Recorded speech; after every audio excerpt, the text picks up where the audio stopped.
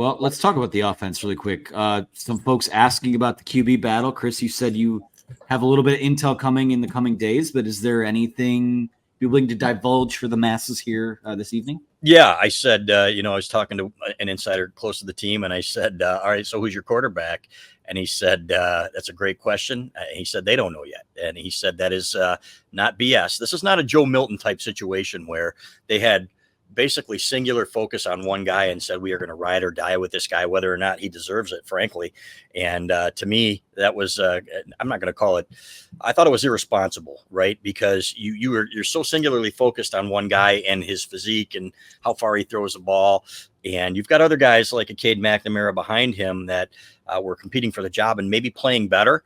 But you were so intent on developing this guy to reach his alleged high ceiling that you didn't look at what else you had. So it only stands to reason that you should be looking at guys like Jack Tuttle, and you should be looking at guys like Davis Warren to see what they can do as well, hoping, like we all do, at least I know I am, that Alex Orji becomes the next Cam Newton and becomes an absolute stud. Could you even imagine?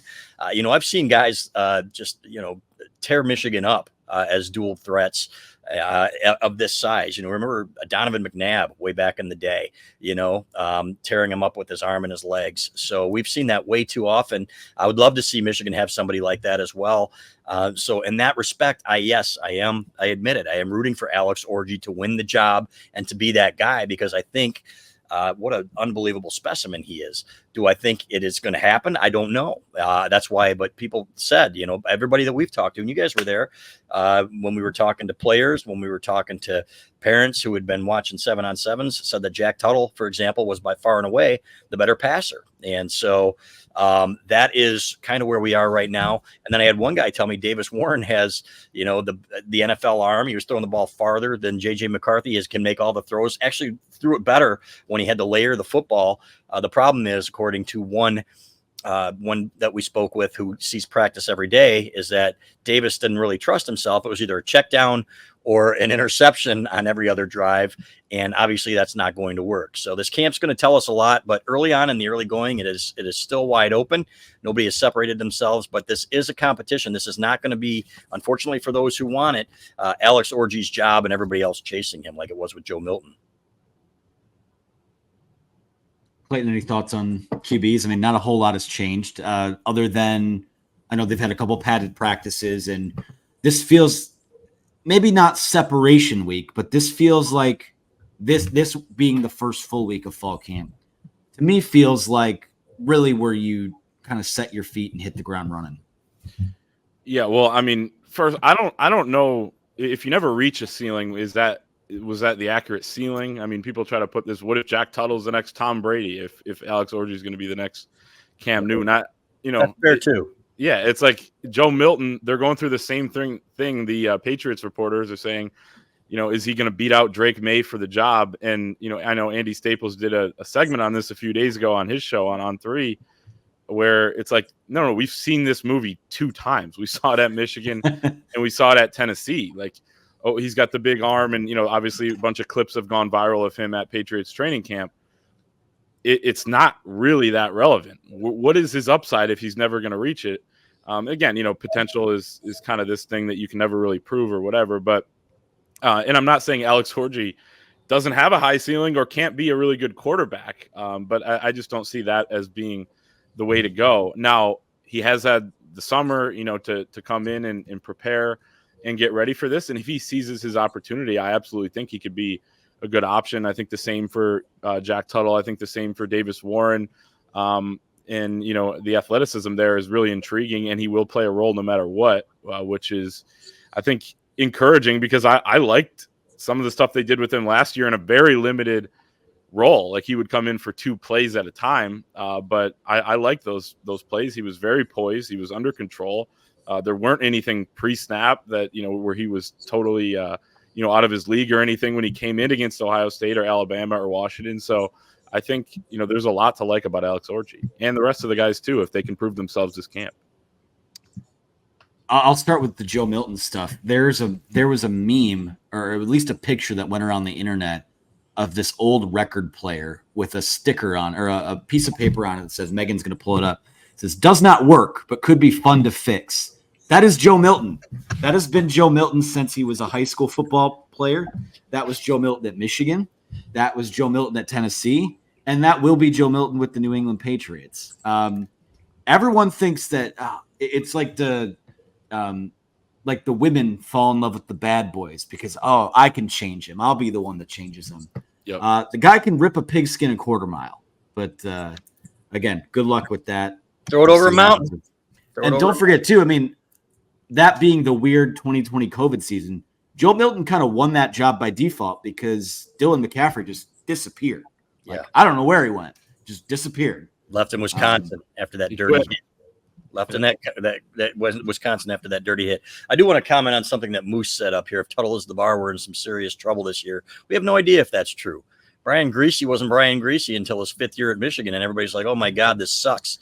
Can't believe Brian Greasy's our guy." He had the one game against the one half against Ohio State. Other than that, he had been completely inconsistent. And even in the Iowa game that year, he had 3 picks where Lloyd Carr had to say, "Okay, at halftime, you got us into this shit. Get us out of it." And he did. And he came back and he became a good quarterback. And there's no, maybe Joe Milton, maybe the light goes on for him in a year or two. And don't do this. Don't do this.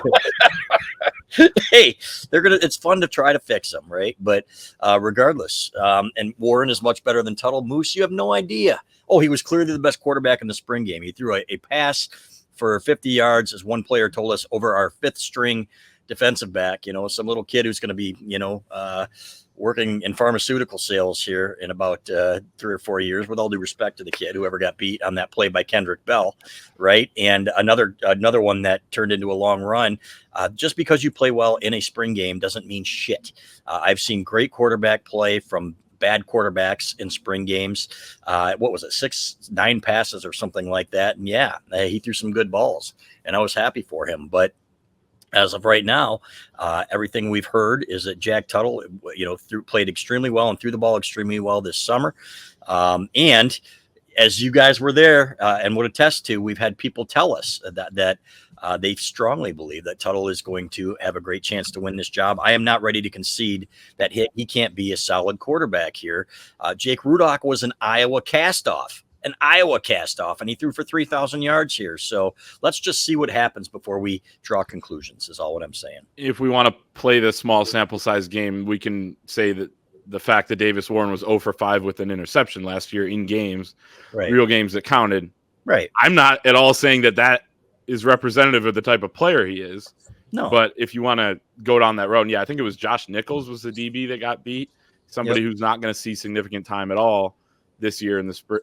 He was the guy in the spring game. So I could be wrong on that. But, it doesn't seem to make that much sense. I don't think that Jack Tuttle is necessarily going to be Brian Greasy or Jake Rudock. I mean, Jake Rudock was beat off by somebody who, and CJ Beathard. I know it's Iowa, but back then they actually did have, a few good quarterbacks, and Beathard was, I think, like a 3rd-round pick in the NFL and started some games for the 49ers. So, there is a higher bar there, I guess. But at the same time, when you don't want to be in college football for 7 years because it means you didn't have a chance to go to the NFL before. But there has to be something to being in college football for 7 years and being a guy who is going to coach at some point and having an understanding of the offense now over a year in, and just an understanding of a lot of different offenses 7 years in. So there's got to be something to that, and I think that's why he's got a fighter's chance here. Somebody did make a good point. Tuttle needs to last the whole season. The guy stays injured, and he has been injured for a lot of his career as well. So that's a good point there. So he's got to take care of the ball too. Yeah, 100%. So somebody also, Juju says Michigan's offense isn't QB dependent. We turned JJ into a game manager. A little bit of that is true. Yep. But all this talk about, hey, short passes and, what we're gonna just pass short and put them in positions where they don't have to make mistakes and just run the ball. You know what? Defenses are going to be prepared for that. And it sounds good, but at some point you have to have a quarterback that can make throws downfield to open up your offense. Otherwise, they're going to be crowding the line of scrimmage, and you're not going to go anywhere. We saw teams crowding the line of scrimmage against the running game last year.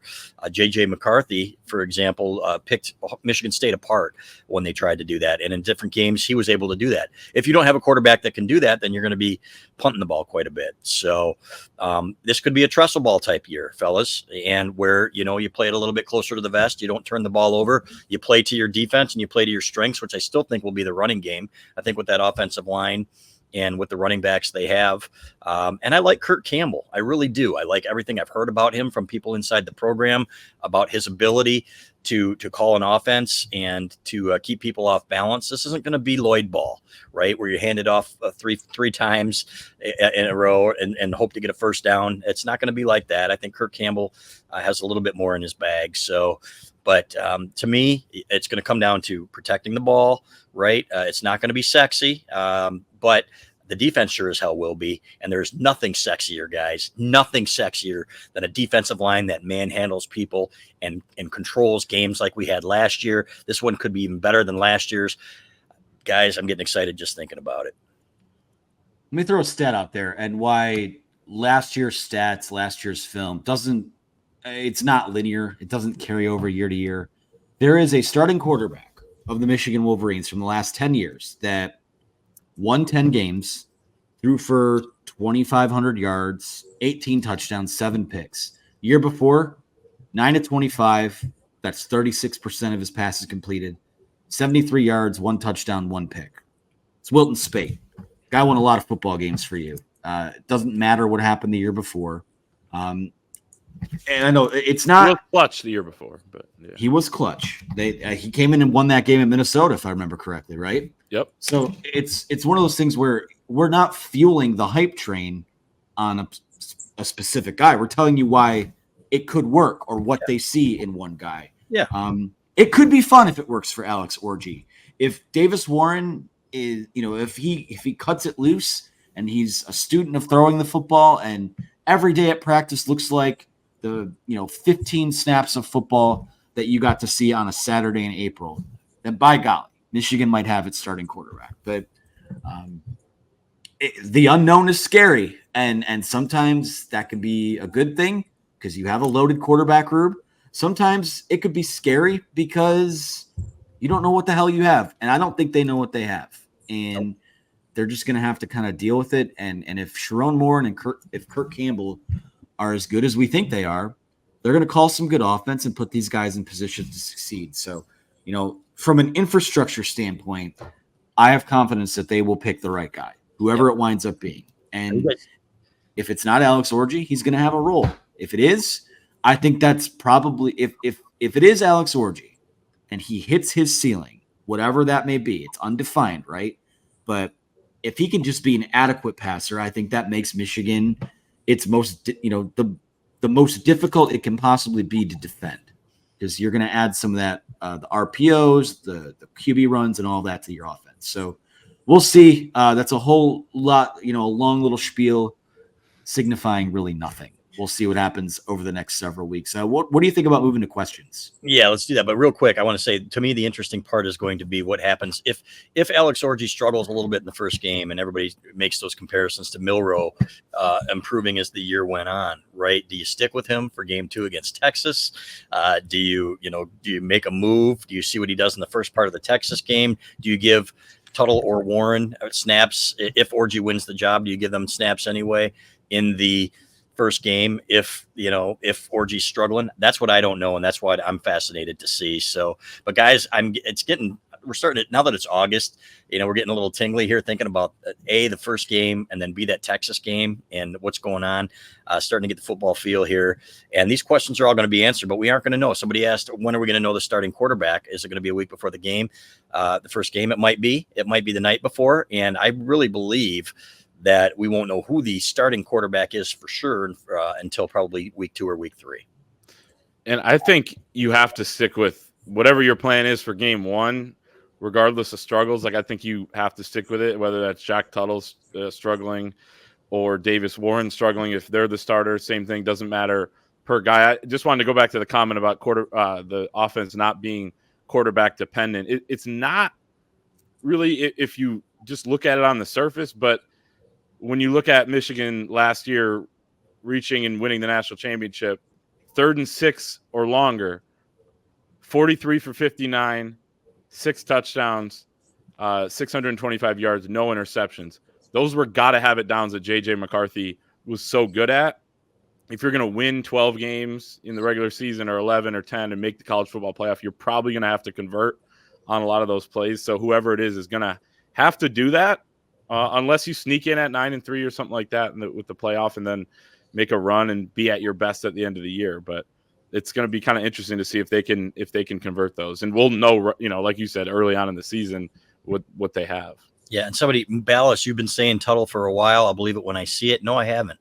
I've been saying that he has a legitimate chance. Listen.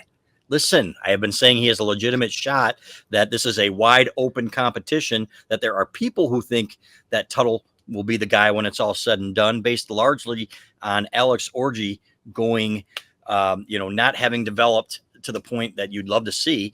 And it's going to be hard for him. This guy they were going to move him to kick returner last year, right? They didn't let him throw a single freaking pass last year. Not one. And that he should have thrown the one away against Alabama. Yes, and that should be pretty telling to you how far he had to go. So, regardless, it's going to be it's an open competition. There are people who think Tuttle will eventually be the guy. I'm with you, man. If I will believe it when I see it, and I'm hopeful. All I'm hopeful for is that they have one consistent guy that isn't going to hold this team back, because that is the one position that there's a big question mark. You can talk about receivers. Well, they don't have receivers. I tell you what, Tyler Morris is a damn good football player, flat out. Colston Loveland, they're going to split him out at times like a big receiver. And they said that he's been unstoppable at times, when in that role. So they've got running backs. They've got an offensive line that's going to be really, really good. It's going to come down to that position. This is not Iowa, as everybody was saying. Well, they're going to be like Iowa because their offense is going to suck. No, it's not. But it can be really good if the quarterback position is good. And that's what we are all hoping for, whoever it is. I did not say Jack Tuttle is going to be the guy.